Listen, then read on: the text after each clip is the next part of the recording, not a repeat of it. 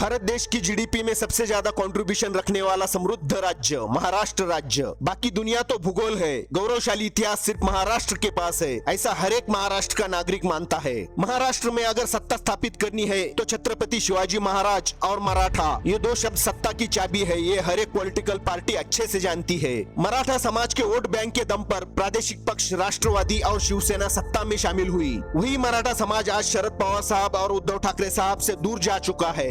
मराठों के बीच दोनों नेताओं के प्रति बहुत नाराजगी और गुस्सा दिखाई दे रहा है। आखिर क्यों मराठा नाराज है पवार और ठाकरे से, और क्यों मराठा वोट बैंक बीजेपी और शिंदे गुट की तरफ जाती दिखाई दे रही है, जानने के लिए पूरा वीडियो जरूर देखें। कांग्रेस से अलग होकर खुद का पक्ष राष्ट्रवादी कांग्रेस शरद पवार साहब ने स्थापित किया। इतना बड़ा कदम उठाना आसान न था, लेकिन राजनीति के इस खेल में पवार साहब के पास एक मास्टर कार्ड था, मराठा समाज का समर्थन। खुद मराठा होने के कारण मराठा वोट बैंक की ताकत हमेशा से पवार साहब के पीछे खड़ी रही। केंद्र में सत्ता कांग्रेस की हो या बीजेपी की, मगर महाराष्ट्र में राष्ट्रवादी कांग्रेस हमेशा से ही सत्ता में भागीदार रही। आज तक शरद पवार यानी मराठों का चेहरा, ऐसी इमेज पवार साहब राज्य और केंद्र की राजनीति में बनाने में सफल रहे।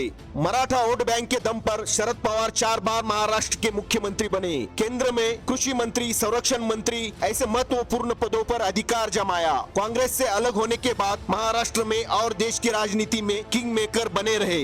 दूसरी तरफ शिवसेना का निर्माण बाला साहब ठाकरे जी ने किया। हिंदुत्व और मराठी मानुस की राजनीति के दम पर शिवसेना महाराष्ट्र की सत्ता में शामिल हुई। 4 बार शिवसेना ने महाराष्ट्र के मुख्यमंत्री पद पे अपना अधिकार जमाया। पिछले विधानसभा चुनाव में खुद उद्धव ठाकरे साहब मुख्यमंत्री बने। राष्ट्रवादी कांग्रेस हो या शिवसेना, राज्य स्तर का पक्ष होते हुए भी ये सत्ता में आए। इसका प्रमुख कारण था इनको मिला मराठा समाज का सपोर्ट, मराठों का समर्थन। पर इसी मराठा समाज ने आज पवार और ठाकरे साहब को नकार दिया है। सिर्फ सत्ता पाने के लिए इन पक्षों ने मराठों का उपयोग किया, पर जब मराठों के लिए कुछ ठोस कदम उठाने की बात आई तो दोनों ने चुप्पी साधी।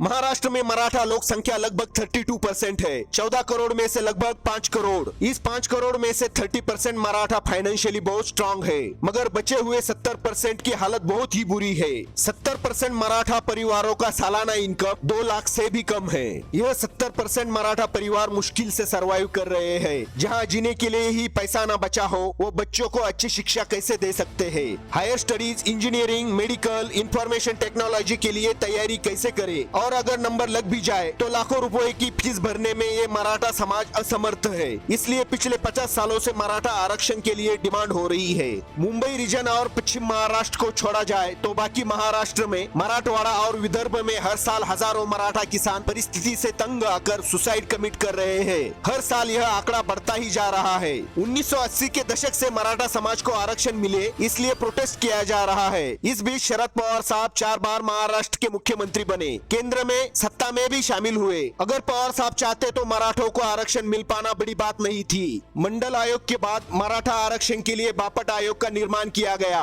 बापट आयोग स्पष्ट रूप से मराठों को आरक्षण देने के पक्ष में था, लेकिन ओबीसी और मुस्लिम वोट बैंक नाराज न हो जाए, इसलिए खुद मराठा होते हुए भी पवार साहब ने मराठों की आरक्षण की डिमांड को दरकिनार कर दिया।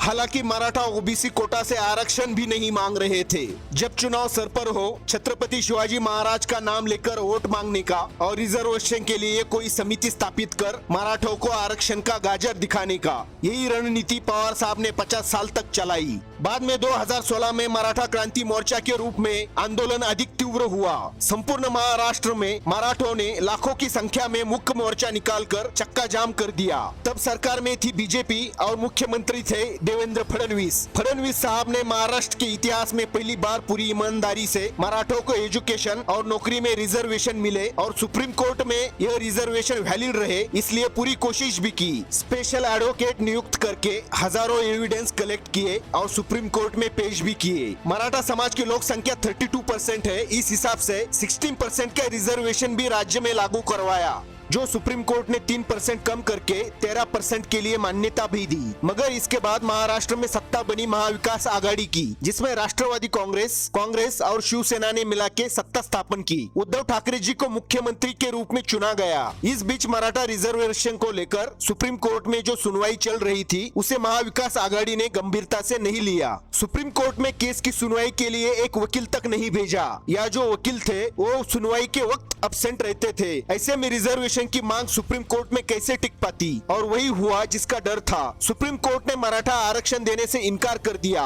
इससे हमें पता चलता है महाविकास आघाड़ी मराठा आरक्षण को लेकर कितनी गंभीर थी। इसके बाद मराठों के मन में ये बात पक्की हो गई कि कांग्रेस, राष्ट्रवादी कांग्रेस या शिवसेना ये सब अपने पॉलिटिकल फायदे के लिए चुनाव के वक्त आरक्षण का गाजर दिखाकर मराठों को बेवकूफ बनाते हैं, और जब ठोस कदम उठाने की बारी आती है अपने हाथ खड़े कर देते हैं। इसके अलावा अगर बीजेपी या फडणवीस ईमानदारी से आरक्षण दिलाने की कोशिश करते हैं तो महाविकास आघाड़ी उसमें कुछ न कुछ रोड़ा डाल देती है। इसके पीछे कारण ये है, अगर हमने पिछले 50 सालों में मराठों को आरक्षण नहीं दिलवाया और अगर अब जाके बीजेपी मराठों को आरक्षण देने में सफल रही तो बीजेपी बिना किसी दिक्कत के अगले कई दशकों तक महाराष्ट्र के सत्ता में विराजमान हो जाएगी और महाविकास आघाड़ी की राजनीति की दुकान हमेशा के लिए बंद हो जाएगी।